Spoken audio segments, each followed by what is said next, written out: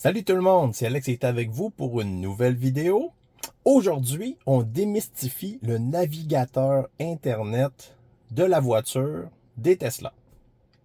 Alors, on va regarder de fond en comble qu'est-ce qui se trouve dans le navigateur. Il y a sûrement des fonctions que vous n'étiez pas au courant que je vais vous montrer. Regardez bien ça. Donc, premièrement, on va se rendre au navigateur. Vous allez cliquer sur vos trois petits points ici. Et puis, il est en bas à gauche ici. Donc, navigateur, voilà. On ouvre notre navigateur. Première étape. Si on regarde le haut, on voit qu'on peut effectuer une recherche Google ou saisir une adresse directement. Donc, ça, c'est clair. Vous n'avez pas besoin d'aller sur Google en premier avant de faire une recherche. Vous pouvez toujours faire vos recherches directement ici. Donc, si j'écris avion, vous voyez, il est capable d'aller tout de suite dans Google pour faire une recherche. Donc ça, c'est très simple. Si vous écrivez comme ça, il va faire la recherche dans Google. Voilà. On a les flèches ici pour se promener, comme dans un navigateur sur un ordinateur. Donc ça, c'est commun, tout le monde connaît ça. Avancer ou reculer. Vous voyez que là, elle est grisée parce qu'on est revenu au départ de notre navigation. Et puis ici à droite, bon, on peut retourner où on était. Petit truc intéressant, il y a une autre manière de se promener entre les pages. Le bouton là est peut-être petit, vous allez peut-être dire que c'est un peu plus difficile, donc il y a une autre manière. Regardez, on peut glisser comme ça. Vous avez vu la flèche bleue apparaître, je peux revenir, flèche bleue, on lâche, tout ça. Fait qu'on fait seulement glisser jusqu'à l'apparition de la flèche bleue, touc, et puis aussi loin que j'irais, j'allais sur une page, ici mettons, là, je suis rendu à la 3e page dans cette navigation-là. Donc, je suis capable ici, on va faire j'accepte. Donc, je suis capable ici de revenir, touc. Comme ça. Oups, là, je suis allé trop vite, hein. Voilà, 2e page. 3e page. S'il apparaît rien, c'est parce que vous êtes déjà sur la dernière page. S'il apparaît quelque chose, la flèche bleue apparaît, c'est parce que vous n'êtes pas au bout du chemin. Ici, touc, on est au bout du chemin. Donc voilà, pour se promener entre les pages déjà chargées, qu'on a déjà visité lors de cette session de navigation, vous pouvez utiliser les flèches du haut ou les flèches comme ça, comme je viens de vous montrer. Ensuite de ça, ici, on a une étoile. Donc, si je suis sur un site et que je veux le rajouter dans mes favoris, je peux peser ici sur l'étoile. Et puis là, ça va m'ouvrir l'ajout du favori. Donc là, je peux changer le texte ici si jamais ça ne me plaît pas. Et puis, il me reste juste à peser sur ajouter. Une fois que le favori est ajouté, je peux aller ici dans ma liste des favoris, le petit dossier avec une étoile, comme ça. Et puis là, je vais retrouver mes dossiers. S'il vous plaît. Il faut être patient des fois. Ah, le coquin. Wow. Je crois que je l'ai fait geler au complet. Hop! Il vient de se démêler. Un peu difficile. Donc, peu importe l'endroit où je me trouve, favori. Fait que vous voyez, moi j'ai le processeur génération 3, là, Intel Atom. Hein?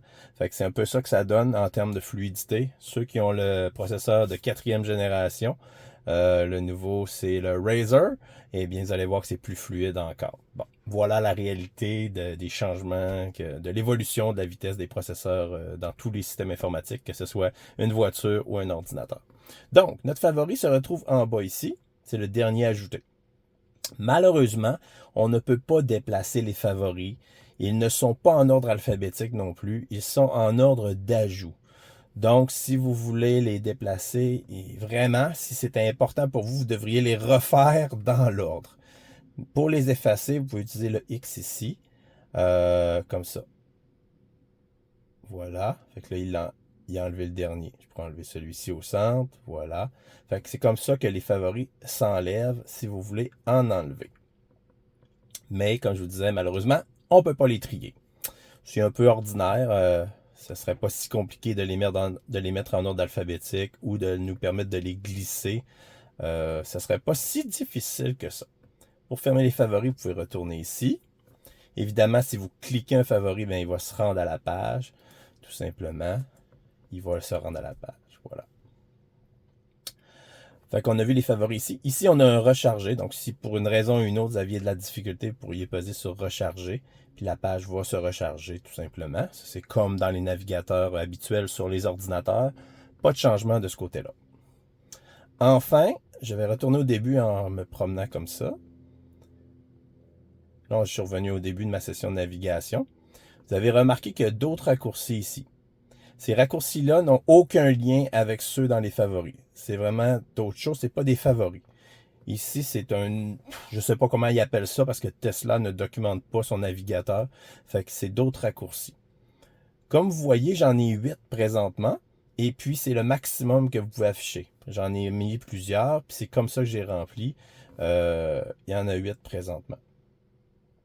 Vous avez vu, pendant une fraction de seconde, la petite flèche apparaître. Donc, pour faire le ménage de ça, quand vous avez des sites ici, vous pouvez tenir enfoncé, puis là, le petit X apparaît, et là, vous pouvez peser sur X.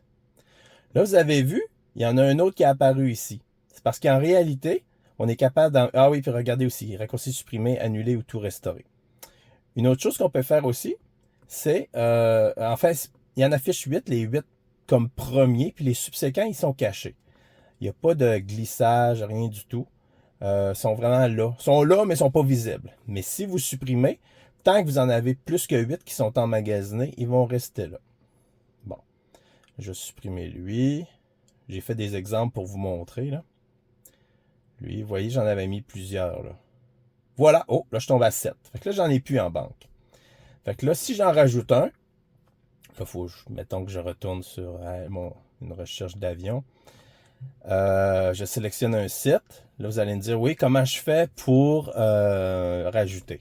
Bien, malheureusement ou heureusement, c'est pas un raccourci que vous pouvez mettre n'importe quoi. À cet endroit-là, vous pouvez mettre seulement des sites complets que vous avez tapé l'adresse directe. Donc, là, c'est-à-dire que le seul moyen pour mettre quelque chose là, c'est de connaître l'adresse déjà, de ne pas passer par une recherche. Donc, si je connais le site, admettons, je ne sais pas si ça existe là, avion.com, vous voyez ici, ça devient qu'une planète. Fait que ça va fonctionner. À ce moment-là, vous faites entrer. Voilà. Et puis, là, il va l'avoir pris. Vous n'avez pas d'autre action à faire. On va revenir avant, regardez bien. Monavion.com, il est ici. Demandez-moi pas pourquoi il ne s'est pas mis en dernier. C'est bizarre, là. Il semble pas avoir, ça semble pas être en ordre alphabétique non plus. J'ai pas compris l'ordre qui était utilisé, là. Mais c'est comme ça qu'il fonctionne. Mettons, je vais supprimer lui. Voilà. Touc, fait que là, je retombe à 7, 6, puis mon avion, il est rendu ici. Voilà. Fait que c'est comme ça qu'on rajoute un site. Fait qu'on le refait une fois ensemble. Mettons qu'on marque, je sais pas moi, gâteau. Je sais pas, gâteau.com si ça existe, ou .ca. Tiens, regardez, je mets .ca. Regardez, là, il devient que la planète. C'est juste ça qui est important. C'est pas obligé d'être un .com. Ça peut être un .fr, un .be, un .ca. L'important, c'est que ça soit comme étant une adresse complète et non une recherche. Là, vous faites entrer. Bon, là, ça existe peut-être pas, gâteau.ca, là. Moi, ça existe. Des redirects. Bon, en tout cas. Puis si on revient ici, il devrait être là. Ouais, il l'a pas pris, il a pas aimé la tonne de... Ah, il est peut-être ici, là. Ouais. Ouais, c'est ça. Il l'a pris. Il a pris le dernier. Mais tout ça pour vous dire que retenez que ça vous prend une adresse complète, puis ça va fonctionner. Donc, pour y accéder, lorsque vous allez ouvrir le navigateur, vous allez tomber ici. Vous n'aurez pas à passer par vos favoris. Vous aurez les 8 derniers que vous aurez enregistrés qui apparaîtront à cet endroit-là. Ça peut être intéressant. C'est quelque chose qui peut vous permettre d'accéder plus rapidement encore qu'aller chercher le petit liste de favoris ici, tout ça. Fait que c'est deux manières de se faire des raccourcis. Fait que c'est ça le truc. Puis quand vous voulez les effacer, comme je vous disais, on fait le petit X. On fait le petit X. Voilà, etc. Puis on peut supprimer tout ce qu'on veut. Puis regardez, il y a même si vous vous êtes trompé, là, vous pouvez tout restaurer si vous voulez. Moi, j'enlève tout parce que c'était un exemple que je vous avais fait juste pour vous. Voilà. Puis je me referai une belle petite liste à mon goût avec mes raccourcis encore plus préférés et plus rapides qu'ici. Enfin, la dernière chose à dire concernant le navigateur, c'est si vous voulez effacer les données de navigation, tu sais, vous savez, là, effacer l'historique, tout ça. Donc, vous devez aller dans la voiture ici. Ensuite de ça, dans Service. Et puis, vous glissez vers le bas ici. Supprimez les données de navigation. Donc, bouton ici.